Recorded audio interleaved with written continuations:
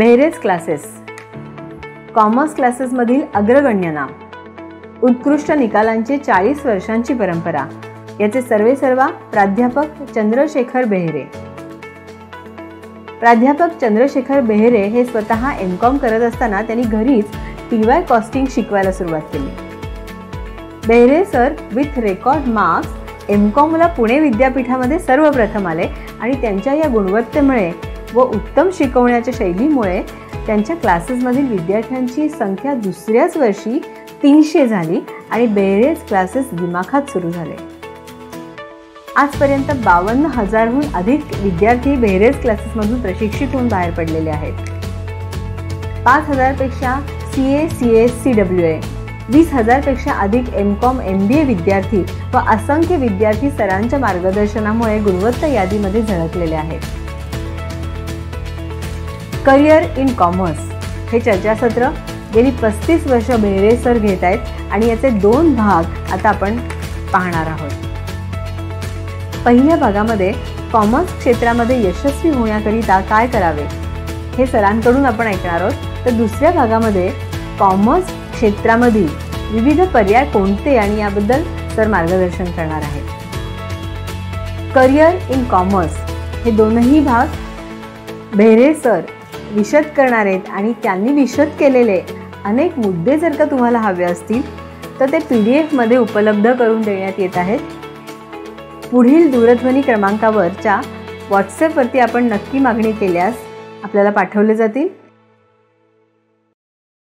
Ladies and gentlemen, and more importantly, the youngsters who have appeared for 10th standard and awaiting their results.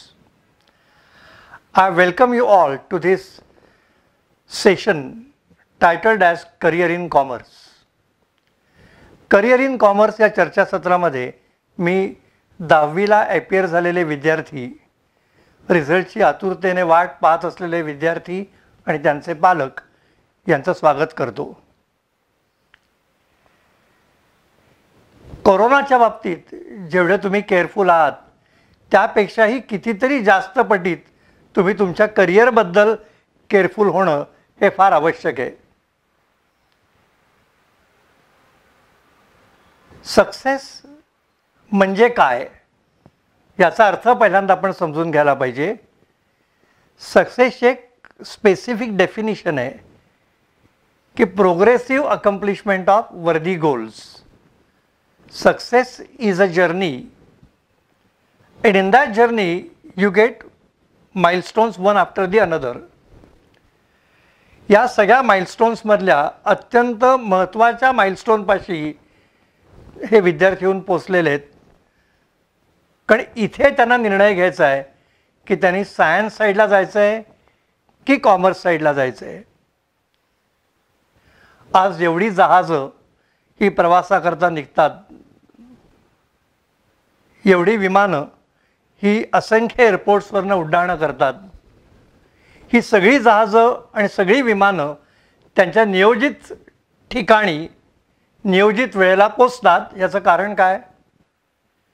जहाजांच्या कॅप्टन्सना आणि विमानांच्या पायलट्सना त्यांच्या प्रवासाची नेमकी दिशा आणि प्रवास करण्याची पद्धत या दोन्ही गोष्टी अतिशय उत्तम रीतीने माहिती असतात. विद्यार्थ्यांच्या जीवनाचा प्रवास हा अशा टर्नवरती आलेला आहे की जिथे पुढे मार्गक्रमणा कशी करायची आहे याची नेमकी माहिती त्यांना या जंक्चरला मिळणं हे अतिशय आवश्यक आहे. आणि त्यासाठीच हे सेशन. ऋतिक रोशनचं उदाहरण आपण घेऊयात. तुषार कपूर आणि ऋतिक रोशन एकाच वेळेला सिल्वर स्क्रीनवरती आलेले सिने कलावंत. ऋतिक रोशनला चित्रपटामध्ये एंट्री देण्यापूर्वी ॲज अन ॲक्टर यशस्वी होण्याकरता ज्या ज्या गोष्टी लागतात त्या सगळ्या गोष्टी अतिशय अभ्यासपूर्वक पद्धतीने त्याचे वडील राकेश रोशन यांनी तयार करून घेतलेल्या होत्या. शोले चित्रपटाचे फाईट डिरेक्टर वीरू देवगण यांच्याकडे त्याला पाठवून फाईट्सचे लेसन्स, पंडित सत्यदेवजी दुब्यांकडे पाठवून ॲक्टिंगचे लेसन्स, एकेकाळचा प्रख्यात अभिनेता राजेश खन्नाचे सत्यदेवजी दुबे गुरु, शामक डावरकडे पाठवून डान्सचे लेसन्स, सबीरा मर्चंटकडे पाठवून त्याचं फिनिशिंग करून घेतलं. सबीरा मर्चंट या मिस युनिवर्स कॉम्पिटिशनमध्ये ज्या सुंदरी भाग घेत असतात त्यांचं फिनिशिंग करून घेतात. त्याला पर्सनॅलिटी ग्रूमिंग म्हणतात. ते राकेश रोशनजींनी त्याचं सबीरा मर्चंटजींकडे पाठवून करून घेतलेलं होतं. आणि एवढं सगळं केल्यानंतर चेहऱ्याच्या कॉस्मेटिक सर्जरीज, घरी जिम काढून ट्रेनर बोलावून 6 पॅक्स वगैरे काय म्हणतात तशी त्याची बॉडी ब्युटिफुल बनवून घेतली. हे केल्यानंतर चेहऱ्याच्या काही कॉस्मेटिक सर्जरीज केल्या. आणि एवढं सगळं केल्यानंतर ते कोयला चित्रपट प्रोड्यूस करत होते. त्याचा त्याला ॲसिस्टंट कॅमेरामॅन आणि ॲसिस्टंट डायरेक्टर या 2 ठिकाणी डेप्यूट केलं. मग टेक्निकल नॉलेज फिल्म मेकिंगचं त्याला कंपल्सरीली घ्यायला लावलं आणि नंतर कहो ना प्यारेमध्ये त्याला त्याने लॉन्च केलं. आणि म्हणून तो एका रात्रीत हार्टथ्रॉब बनला. एका रात्रीत तो यशस्वी झाला. तुम्हालाही जर यशस्वी आयुष्यात व्हायचं असेल तर तुम्हाला यशस्वी होण्याकरता ज्या गोष्टी लागतात त्या गोष्टी तुम्ही विकसित करायला पाहिजेत, तुमच्या अंगी बाणाला पाहिजेत.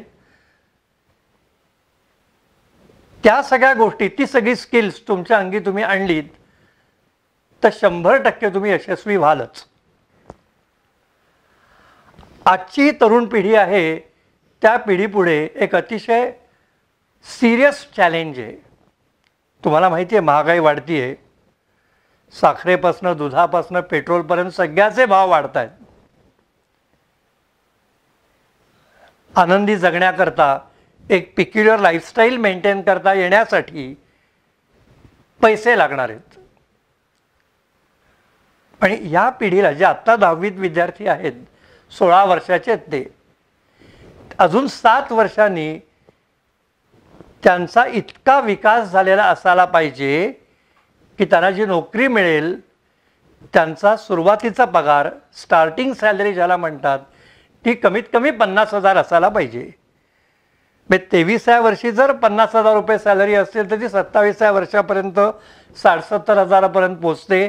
30व्या वर्षापर्यंत 1 लाखापर्यंत पोचते. 40व्या वर्षापर्यंत 2 लाख, 50व्या वर्षापर्यंत 5 लाख आणि रिटायर होतात त्या काळापर्यंत 10 लाख. अशी नॉर्मल कोर्समध्ये सॅलरीची ग्रोथ होऊ शकते. आणि सॅलरीमधली वाढ ही इन्फ्लेशनच्या रेटपेक्षा जास्ती असल्यामुळे त्यांना फ्लॅट्स घेणं, कार घेणं, स्वतःची प्रॉपर्टी क्रिएट करणं, या सगळ्या गोष्टी त्यांना शक्य होतात. थोडक्यात काय तर 23व्या वर्षी 50,000 रुपये दरमहा या वेतनाने सुरुवात जर करता येणार असेल तर आपलं आयुष्य पुढचं यशस्वी, सुखकर, सॅटिस्फाईंग असं असू शकेल. मग 23व्या वर्षी 50,000 रुपये मिळण्याची ॲबिलिटी ही आपल्या अंगी येण्याकरता कुठला फॉर्म्युला आपण वापरायला पाहिजे? Academic career plus practical knowledge plus personality development, ही त्रिसूत्री जर या विद्यार्थ्यांनी अवलंबली तर 100% त्यांना फायनान्शियल गोल त्यांचं रीच करता येईल. काहीही त्यांना त्याच्यामध्ये अडचण येणार नाही. आजच्या लेक्चरचा आपला जो फोकस आहे तो ॲकॅडमिक करिअरवरती आहे.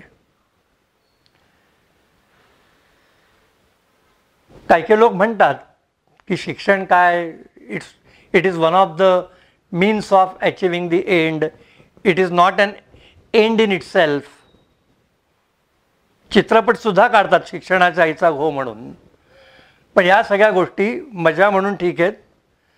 तुम्ही सिरियसली जर स्टडी केलात तर तुमच्या लक्षात येईल की यशस्वी या कॅटेगरीत जाणारे जे लोक असतात त्यांच्यापैकी 99% लोक हे चांगल्या दर्जाचं शिक्षण घेऊनच यशस्वी झालेले असतात.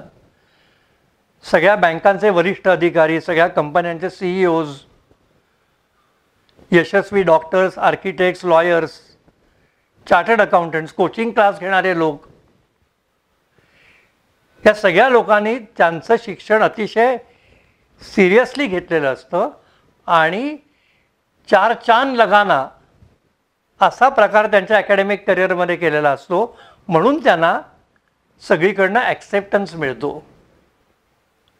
1%च लोक, फक्त 1% लोक, धीरूभाई अंबानी, सचिन तेंडुलकर, बिल गेट्स, पण हे सगळे लोक शिक्षणाकडे दुर्लक्ष करूनही यशस्वी झालेले आहेत. ही जरी फॅक्ट असली तरी असे लोक 1 in billion असतात. आणि आपण त्या 1 in billion आहोत असं गृहीत धरण्यासारखा मूर्खपणा दुसरा कुठलाही होणार नाही. म्हणून अकॅडमिक करिअरची डेव्हलपमेंट ही तुम्ही अतिशय चांगली करायला पाहिजे. आता आपण कॉमर्स विद्याशाखेबद्दल बोलू. ही अशी विद्याशाखा आहे की जी जो जे वांछील तोते लाहो देणारी विद्याशाखा आहे. असा विचार करा की तुम्हाला SSCला 90% जास्ती गुण पडलेले आहेत आणि तुम्ही कॉमर्स शाखेकडे याचा निर्णय घेतलेला आहे. जर तुम्ही हा निर्णय घेतलात आणि कॉमर्स विद्याशाखेमध्ये आलात तर you are already the dark horses. कारण तुमचे सगळे कॉम्पिटिटर्स हे कुठल्या शाखेकडे गेलेले आहेत? सायन्स शाखेकडे गेलेले आहेत. मग तुम्ही कॉमर्सला आलात तर तुमचे 95% कॉम्पिटिटर्स हे सायन्सला गेल्यामुळे तुम्हाला तुलनेने कमी कॉम्पिटिशन कॉमर्स साईडला आल्यानंतर फेस करायला लागेल. आणि मग तुमचं सातत्य तुम्ही जर टिकवलं तर कॉमर्स साईडला तुम्ही फॅन्टॅस्टिक करिअर करू शकाल. आता आपण विचार करूयात कमी गुण पडलेले किंवा ॲव्हरेज मार्क्स पडलेले विद्यार्थी. असे विद्यार्थी जर कॉमर्स शाखेकडे आले तर त्यांनी हे लक्षात घ्यायला पाहिजे की ज्या विषयांमध्ये कमी मार्क पडल्यामुळे त्यांची टक्केवारी SSCला कमी झाली, 10वीला कमी झाली, ते विषय maths, science, Hindi Sanskrit, history, geography, सिव्हिक्स हे सगळे विषय त्यांच्या जीवनातनं निघून गेलेले असतील. कॉमर्स विद्याशाखेत आल्यावर जे सगळे विषय असतील ते पूर्णपणे नवीन असतील. It will be completely a different game to be played. Science साईडला जातात त्या लोकांचं कसं असतं, 8वी 9वी 10वीच्या सायन्सच पुढे ग्रोथ अँड डेव्हलपमेंट, 11वी 12वी सायन्स आणि पुढे असतो. इथे विषयच नाहीत तुम्हाला, सगळे विषय नवीन आहेत. तुम्ही नव्याने सुरुवात केलीत, छान सुरुवात केलीत. Well begun is half done असं म्हणतात. हे लक्षात घेऊन तुम्ही सिन्सिअर अप्रोच ठेवलात, ज्याला मी 3D अप्रोच म्हणतो, तो जर तुम्ही ठेवलात, तो जर तुम्ही अंगीकारलात तर तुमचं भविष्य तुम्ही अतिशय उज्ज्वल घडवू शकाल. आता 3D अप्रोच म्हणजे काय ते नेमकं समजून घ्या. First D stands for determination. या स्टेजला तुम्ही जीवनाच्या गोल सेटिंग करायला पाहिजे. ठरवायला पाहिजे आत्ताच की तुम्ही CA होणार आहात, CS होणार आहात, का लॉ फील्डमध्ये करिअर करणार आहात, का कम्प्युटर फील्डमध्ये करिअर करणार आहात, का सरकारी अधिकारी होण्याचं स्वप्न पाहून UPSC या दिशेने जाणार आहात.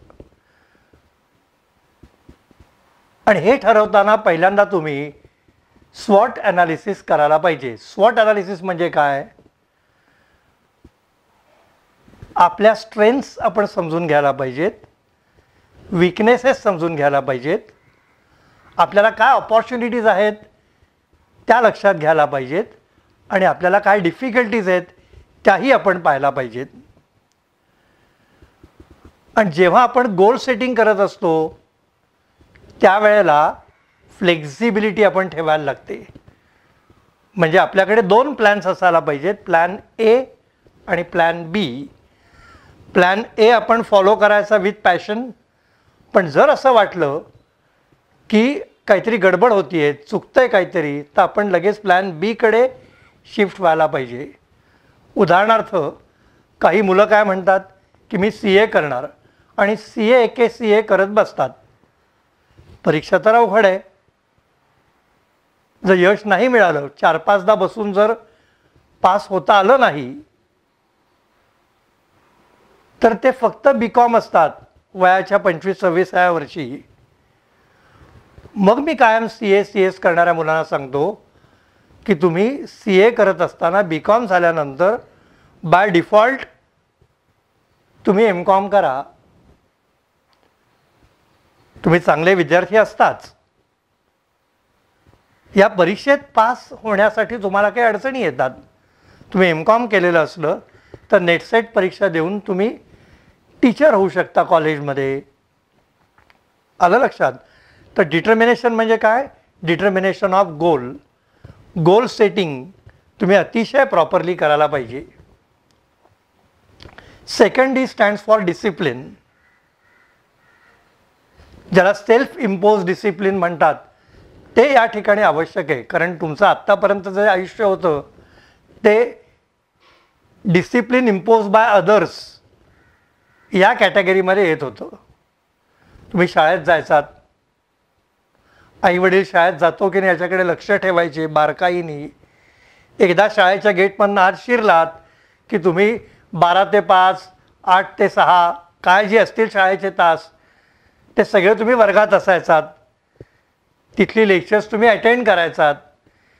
शिक्षकांचा तुमच्यावरती प्रभाव असायचा, त्यांचं तुमच्यावर लक्ष असायचं. होमवर्क दिलं जायचं, ते तुम्ही करताय की नाही घरी आईवडील बघायचे. पालकांच्या मीटिंग शाळेमध्ये घेतल्या जायच्या. प्रगतीपत्रक दर महिन्याला, दर 3 महिन्यांनी दिलं जायचं.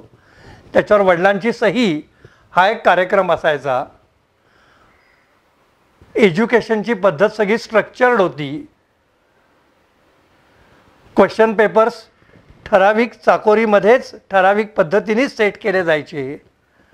आणि पुन्हा अत्यंत ढ मुलगा पण या परीक्षेत पास व्हावा म्हणून क्वेश्चन पेपर्स 90% प्रश्न अतिशय सोपे असायचे.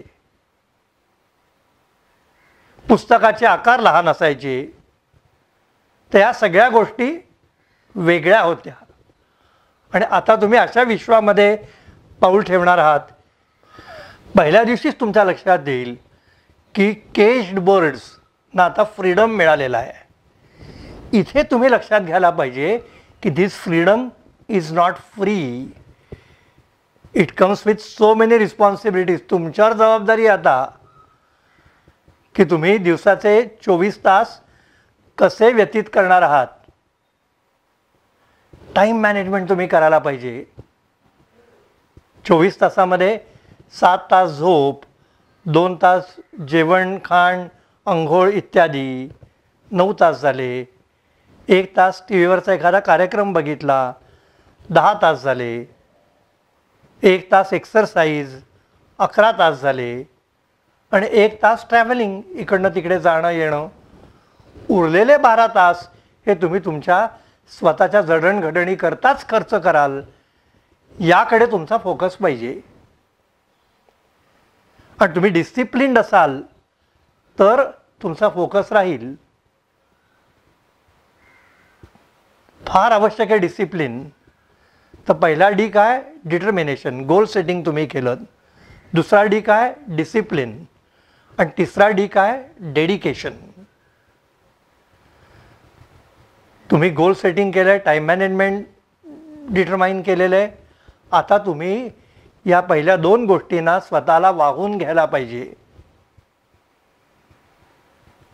अतिशय फोकस्ड असं तुमचं आयुष्य ह्या पुढच्या 2 वर्षातलं 5 वर्षातलं हे असायला पाहिजे. 2 उदाहरणं तुम्हाला देतो. पहिलं उदाहरण, उत्तर महाराष्ट्र विद्यापीठामध्ये चॅलेंजेस बिफोर टुमारो CEOs असं लेक्चर घेऊन MBA फ्रेशर्सना मोटिवेट करावं यासाठी मला आमंत्रण देण्यात आलेलं होतं. आणि त्या कार्यक्रमाच्या सुरुवातीला स्वतः कुलगुरू हजर होते आणि माझ्या हस्ते त्यांनी एका विद्यार्थ्याला BCS आणि MCS या दोन्ही परीक्षांमध्ये प्रथम क्रमांक मिळाल्याबद्दल गोल्ड मेडल दिलं आणि जाहीर केलं की हे गोल्ड मेडल खऱ्याखुऱ्या सोन्याने बनलेलं आहे. मी चकित झालो, म्हणलो की 50-60 हजार रुपये खर्च करून खरं खुरं गोल्ड मेडल द्यायची काय गरज होती. आणि जेव्हा मी ते गोल्ड मेडल त्या मुलाच्या सुपूर्द करण्याकरता उजवीकडे वळलो, स्टेजवर तो मुलगा आणि त्याची आई आलेले होते आणि त्या मुलाला खांद्यापासून दोन्ही हात नव्हते. पहा, ज्या मुलाला खांद्यापासून दोन्ही हात नाही आहेत तो मुलगा जर BCS आणि MCS या दोन्ही परीक्षांमध्ये पहिला येऊ शकतो, तर तुम्ही तर काहीही अचीव करू शकता मनात आणलं तर. मी विचारलं कुलगुरूंना की हा कम्प्युटर कसा ऑपरेट करायचा, तुम्ही त्याला ऑपरेटर दिला होतात का. तर त्याच्या आईच्या हातात मायक्रोफोन होता. आई म्हणली की आम्ही स्पेशल ऑर्डर देऊन माऊस फंक्शन हे कीबोर्डमध्ये असणारा असा मदरबोर्ड करून घेतला आणि हा मुलगा पायाने कॉम्प्युटर ऑपरेट करतो. परमेश्वरा, पुढचा प्रश्न माझा होता की तुम्ही लिहिण्याकरता, उत्तरपत्रिका लिहिण्याकरता त्याला रायटर दिला होतात का. तर आई म्हणली की हो, 10वीपर्यंत आम्ही रायटर नेमलेला होता, घ्यायचो आम्ही रायटर. पण आमच्या मुलाला डिफिटिस्ट फिलिंग घ्यायचं. मग 10वीनंतर 1 वर्ष आम्ही काही केलं नाही. त्या वर्षामध्ये आमच्या मुलांनी तोंडात पेन धरून कागदावरती अक्षरं उमटवण्याचा यशस्वी प्रयत्न केला. आणि मग कुलगुरू म्हणले की आम्ही त्याला सकाळी 9पासनं पुढे कितीही वेळ पेपर लिहिण्याची त्याला मुभा देतो. 9 ते 12, 3 तास नाही, कारण हा विद्यार्थी तोंडात पेन धरून लिहितोय उत्तरपत्रिकेवर. त्याचं अक्षर मी पाहिलं, अप्रतिम, खूप छान अक्षरात तो लिहू शकत होता. अजून एक उदाहरण देतो, डेडिकेशनचं उत्तम उदाहरण. एक थोर महात्मे होते, धार्मिक गुरु होते. त्यांच्या करिअरला 25 वर्ष पूर्ण झाली होती आणि त्यांनी 10,000 भक्तगणांचा कार्यक्रम ठेवलेला होता एका कॉलेजच्या मैदानावरती. आणि त्यांचा मुलगा सगळी व्यवस्थापना त्याची बघत होता. सुरुवातीला मेडिटेशन करून ते कार्यक्रमाला सुरुवात करायची आणि मेडिटेशन करता एक म्युझिक असायचं. ते म्युझिक काही नीट वाजत नव्हतं, म्हणून त्यांचा मुलगा स्टेजच्या मागच्या बाजूला गेला. ध्वनी संयोजन चाललेलं होतं, तिथे गेला आणि काहीतरी गडबड झाली आणि that boy got electrocuted to death. Shock बसला म्हणा, काय झालं मला, मी तर कॉमर्स साईडचं डोकं आहे माझं. He was electrocuted to death. तोपर्यंत त्यांचं 5 मिनिटाचं मेडिटेशन संपलेलं होतं आणि त्यांच्या एका भक्तांनी, फॉलोअरनी येऊन त्यांना सांगितलं स्टेज मागच्या की असं असं मागे घडलेलं आहे. तर ह्या संत महात्म्यांनी आकाशाकडे पाहून नमस्कार करून श्रीराम असं म्हणले आणि पुढचं 3.5 तासांचं त्यांचं प्रवचन पूर्ण केलं. तर एवढा ताबा मनावरती जर लोक मिळवू शकतात, एवढं डेडिकेटेड त्यांच्या प्लॅन्स बरोबर असू शकतात, तर तुम्ही सर्टनली डेडिकेशन शब्दाचा अर्थ खऱ्या अर्थाने समजून तुमच्या गोलकडे, तुमच्या टाईम सेटिंगकडे जर डेडिकेटेड राहिलात तर तुम्ही काहीही आयुष्यामध्ये अचीव करू शकाल. कॉमर्स साईडला यशस्वी व्हायचं असेल तर काय लागतं हो? इंटेलिजन्स लागतो. सायन्स साईडला इंटेलिजन्स लागतोच, प्रश्नच नाही. कॉमर्स साईडला सिन्सिरिटी लागते. अगदी साधा विचार करा की एखाद्या बँकेची फंक्शन्स सांगा असा प्रश्न आणि सापाची पचनक्रिया सांगा आकृती काढून वगैरे, डायग्रॅम काढून. दोन प्रश्नांमधला सोपा प्रश्न कुठला? ऑब्वियसली की what are the functions of a commercial bank.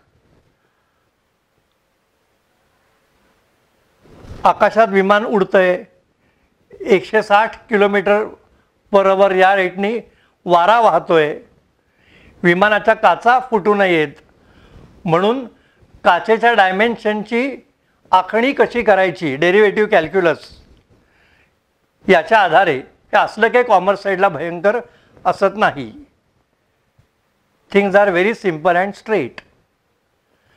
मग कुठल्या गोष्टी कॉमर्स शाखेत यशस्वी होण्याकरता तुम्हाला डेव्हलप करायला लागतात? तर पहिली गोष्ट लिंग्विस्टिक प्रोफिशन्सी ही असायलाच पाहिजे. तुम्हाला जे म्हणायचं आहे ते तुम्हाला नीटनेटक्या इंग्रजीमध्ये स्वतःच्या शब्दात म्हणता आलं पाहिजे.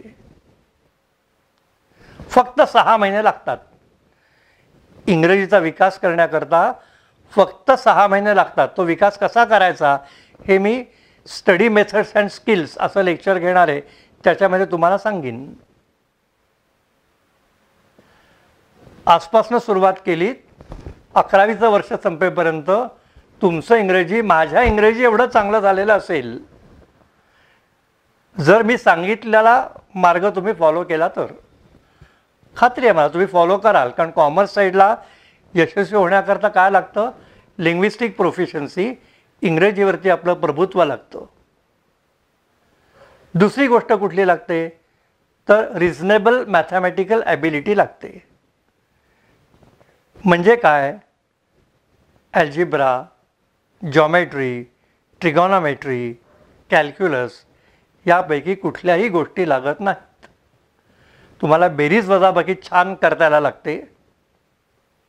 गुणाकार भागाकार चांगले करता यायला लागतात.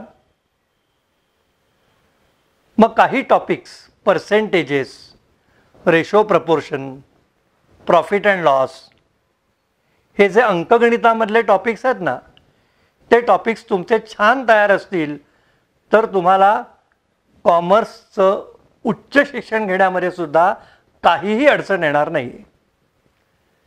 गंमत सांगतो, माझ्या स्कॉलर्स बॅचला 11वीच्या साधारणपणे SSCला 85% जास्त विद्यार्थी, मार्क मिळालेले 125 विद्यार्थी होते. आणि त्या बॅचमध्ये पहिल्याच 10 मिनिटामध्ये मी असा प्रश्न विचारला की 66,666च्या 16.2% काढा. अर्ध मिनिट देतो. You have to find out 16 2/3% of 66,666. Unbelievable it was. एकाही विद्यार्थ्याला ह्याचं उत्तर 1 मिनिटात सुद्धा काढता आलं नाही. कारण सांगितलं का होतं त्यांना मी, कागदाला पेन लावायचं नाही. का नाही त्यांना सांगता आलं? कारण रट्टा मारून मॅथ्स शिकलेले होते आणि परीक्षेत पेपर सोडून 150 पैकी 150 मार्क मिळवलेले होते. 16.2% म्हणजे 1/6. 16 2/3% म्हणजे 1/6. हे त्यांना माहिती नव्हतं. पर्सेंटेजचं फ्रॅक्शनची रिलेशन असतं हे त्यांना माहिती नव्हतं. मग आता मला सांगा, 16 2/3% ऑफ 66,666 किती येतील? जितके 6 आहेत तितके 1 येतील, कारण 1/6 ने मल्टिप्लाय करायचं. अशी सगळी गंमत 10वी पर्यंतच्या शिक्षणाची असते. Mathematical ability to a reasonable extent तुम्हाला असायला पाहिजे, पण हेच टॉपिक्स असायला पाहिजेत माहिती. बाकी काही एक्स्ट्राऑर्डिनरी मॅथमॅटिक्सचं तुम्हाला ऑर्डिनरी नॉलेज जरी नसलं तरी चालेल.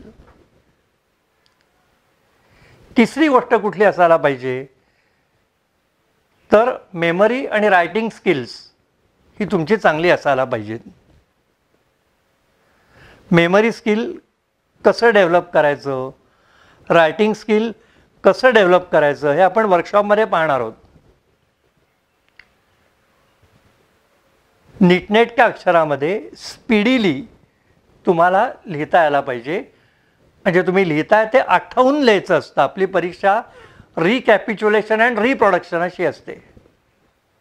त्यामुळे तुम्ही आठवून लिहिता येईल अशी ॲबिलिटी डेव्हलप करायला तुम्हाला लागेल. कारण कॉमर्स फॅकल्टीला एसे टाईप क्वेश्चन्स असतात.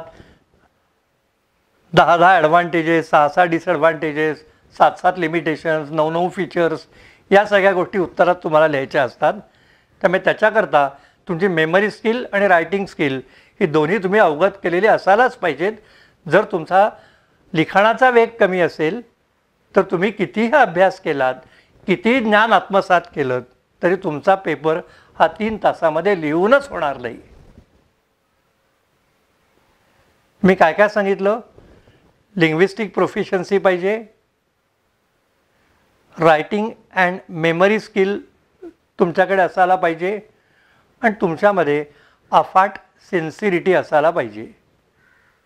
बस या 3 गोष्टी असतील कॉमर्स साईडला तुम्ही 100% यशस्वी होणारच.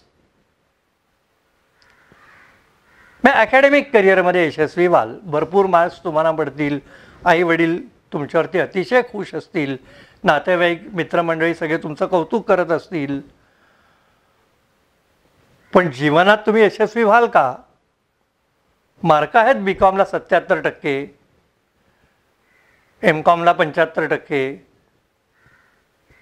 जीवनात यशस्वी व्हायचं असेल तर तुम्हाला प्रॅक्टिकल नॉलेज असायला लागेल. म्हणजे काय की 12वीला तुम्ही पार्टनरशिप डीड म्हणजे पार्टनर्समधलं होणारं इंटरनल ॲग्रीमेंट हे शिकता, त्याची शॉर्ट नोट लिहिता. शिक्षक शिकवतात, शॉर्ट नोट लिहून देतात. शिकणाऱ्यांना जर हा प्रश्न विचारला की पार्टनरशिप डीड किती रुपयाच्या स्टॅम्प पेपरवरती करायला लागतं, उत्तर येत नाही. ते डीड कुठे सबमिट करायला लागतं, त्याकरता किती खर्च येतो. पार्टनरशिपचं रजिस्ट्रेशन करायला लागतं, ते पुण्यात कुठे करता येईल, कुठे ऑफिस त्यांचं, त्या ऑफिसला काय म्हणतात, त्याची प्रोसिजर काय आहे माहिती नसतं. तर शिक्षण तुम्ही घेत असताना कॉमर्सला तुम्ही विषय समजून घेतल्यानंतर त्याचं ॲप्लिकेशन जे आहे ते जोपर्यंत नीट समजून घेत नाही, शिकत नाही, तोपर्यंत तो विषय शिकल्याचा तुम्हाला खरा फायदा मिळणार नाही. मी आता जे प्रश्न विचारले ना की पार्टनरशिप डीड किती रुपयाच्या स्टॅम्प पेपरवर करायला लागतो, कुठे रजिस्ट्रेशन करायला लागतं, त्या अथॉरिटीला काय म्हणतात, हे रजिस्ट्रेशन करण्याकरता किती खर्च येतो, आपण जर स्टॅम्प पेपर वापरत असलो तर तो स्टॅम्प पेपर किती रुपयाचा वापरायला लागतो. असं प्रत्येक बाबतीत हे तुम्हाला शिकताय आणि जे प्रत्यक्षात आहे याचा संबंध जोडत तुम्ही शिकला असाल तर तुमचं शिक्षण खऱ्या अर्थाने पूर्ण झालेलं असेल. मग academic career coupled with practical knowledge आणि ह्याला जोड कशाची असायला पाहिजे तर अतिशय उत्तम रीतीने तुम्ही तुमचं व्यक्तिमत्व हे विकसित केलेलं असायला पाहिजे. उत्तम व्यक्तिमत्व म्हणजे काय तर ड्रेस सेन्स चांगली असायला पाहिजे, दिसायला आपण स्मार्ट पाहिजे, हँडसम पाहिजे, अट्रॅक्टिव्ह पाहिजे. This is not all about it. उत्तम व्यक्तिमत्व हे निर्देशांकांनी बनलेलं असतं. It is constituted by quotients. आणि त्यातला आपल्या सर्वांना माहिती असलेला क्वोशंट कुठला? Intelligence quotient. पहिला क्वोशंट कुठला? तर इंटेलिजन्स क्वोशंट. अशी गैरसमजूत आहे की IQ ही बॉर्न गिफ्ट असते. IQ हा कल्टिवेट सुद्धा करता येतो. Voluminous books have been written on that. IQ develop करण्याचाही एक प्रोसेस आहे. Analytical ability of mind develop करण्याचा एक प्रोसेस आहे.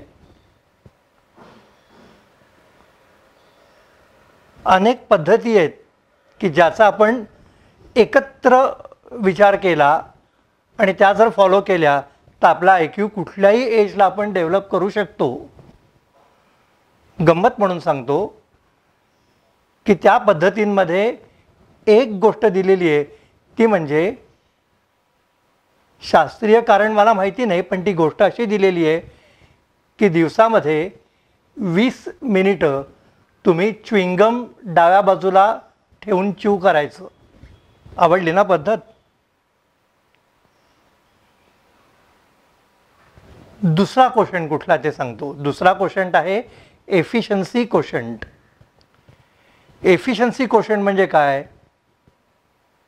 तर आपण किती वेळामध्ये किती काम करतो. काळ काम वेग हा टॉपिक तुम्हाला मॅथमॅटिक्समध्ये होता.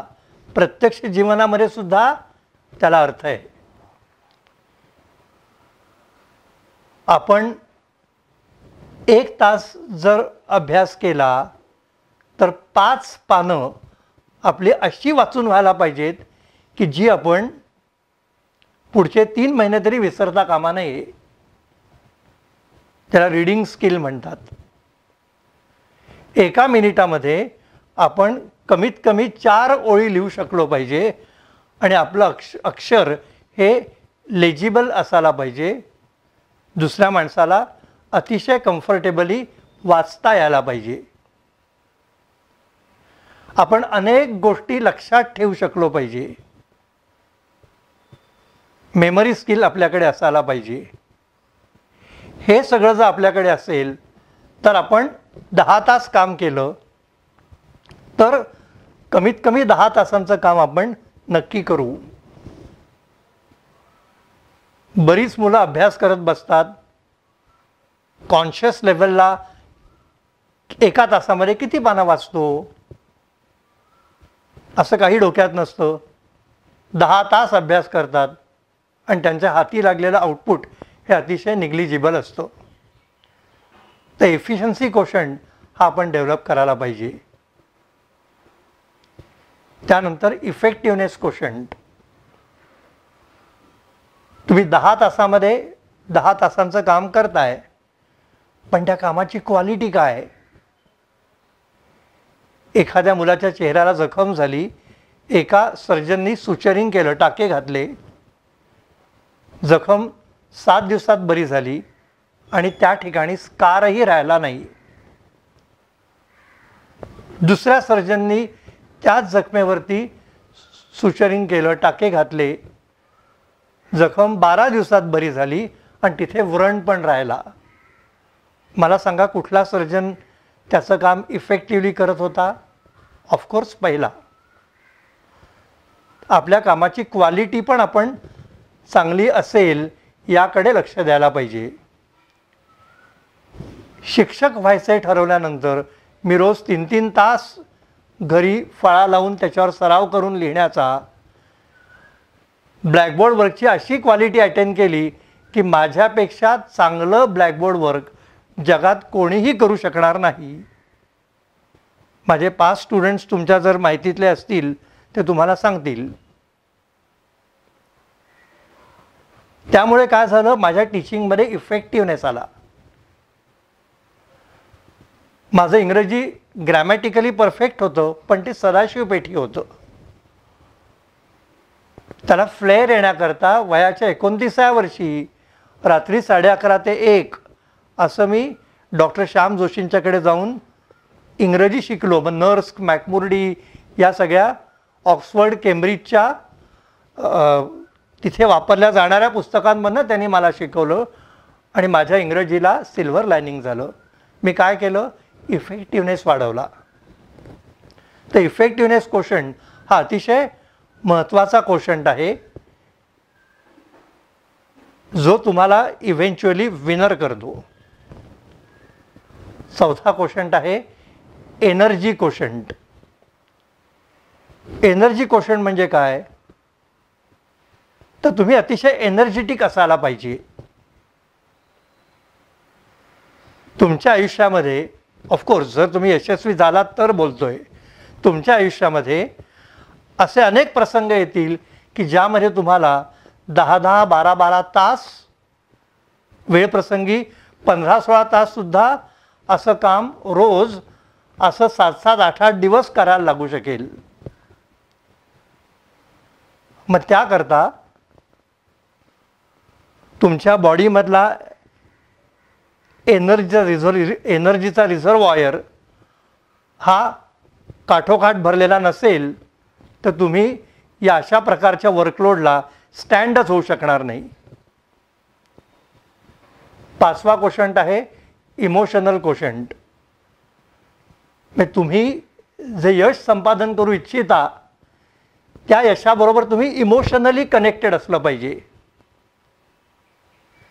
तुम्हाला चांगले गुण पडले आणि तुम्ही आईच्याकडे पाहिलं तर तिच्या डोळ्यामधनं अश्रू वाहत असतात, आनंदाश्रू म्हणतात त्याला. ते का येतात याचं कारण she is emotionally connected with your success.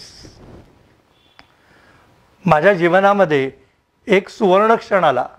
तो कुठला, तर भारताने 2011 साली श्रीलंकेला हरवून विश्वचषक जिंकला. गरवारे VVIP पॅव्हेलियनमध्ये मी बसलेलो होतो आणि माझ्यापासनं 200 फुटावरती भारत आणि श्रीलंकेचे प्लेयर्स आलेले होते. आणि तिथे मला काय पाहायला मिळालं, इमोशनल कोशंटचं अतिशय उत्तम उदाहरण मला पाहायला मिळालं. इंडियन प्लेयर्स पण एकमेकांच्या गळ्यात पडून रडत होते आणि श्रीलंकेचे प्लेयर्स इंडिव्हिज्युअली रडत होते. एकीकडे दुःखाश्रू होते आणि दुसरीकडे आनंदाश्रू होते. तुमच्या शिक्षकांच्या दिशेने, तुमच्या आईवडिलांच्या दिशेने, स्वतःच्या यशाच्या दिशेने तुम्ही अतिशय मोठ्या प्रमाणावर इमोशनली कनेक्टेड असायला पाहिजे. आणि 6वा कोशंट कुठला, तर सोशल इंटेलिजन्स कोशंट.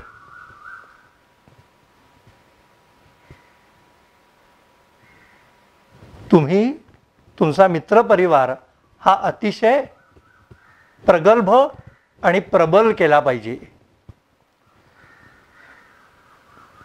तुमच्याबरोबर वेळ घालवणं, वेळ व्यतीत करणं हे दुसऱ्या माणसाला कंटाळवाणं वाटता कामा नये.